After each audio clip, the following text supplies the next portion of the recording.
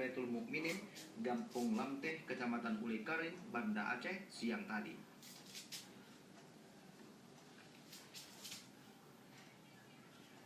Kendati lambat tahanan dijemput dari rutan Kaju dan rutan Lokna, prosesi hukum bisa selesai sebelum sholat zuhur.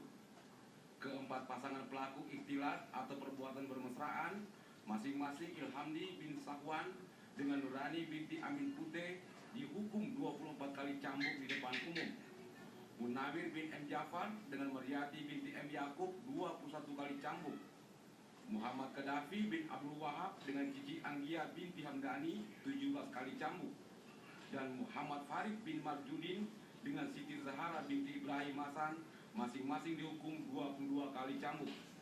Sedangkan 4 pelaku maisir atau perjudian terdiri dari Erwin Sahmedi bin Aminuddin, Johan Hadi Perdata Tanjung bin Asran, Roito Harahap bin Raja Harahap, dan Muhammad Amin Harahap masing-masing dihukum 7 kali cambuk. Kepala Kejaksaan Negeri Banda Aceh melalui Kasih Pidana Umum Diki mengatakan proses hukum cambuk dilaksanakan atas putusan Majelis Hakim Mahkamah Syariah. Hukuman cambuk ini bukan yang terakhir, tapi masih ada 6 pasang lagi yang sedang menunggu proses sidang. Dan proses persidangannya dari proses penyidikan, penuntutan, dia dilakukan penahanan badan. Setelah diputus hakim, penahanan badan itu dikurangi dengan cambuknya. Jadi kalau misalnya hakim putus 25 kali cambuk, itu kita kurangi dengan tahanan badannya selama menunggu putusan, dia 1 bulan 1 kali cambuk dikurangi.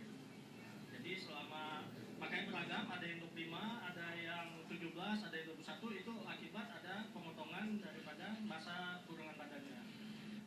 Berdasarkan Kanun Nomor 6 Tahun 2014 tentang Jinayat, Pasal 23 ayat 1 khalwat dan ikhtilat Pasal 25 ayat 1 diartikan seperti mesum, bermesraan dan berciuman antara laki-laki dengan perempuan yang bukan suami istri atas suka sama suka, berbuat di tempat tertutup atau terbuka.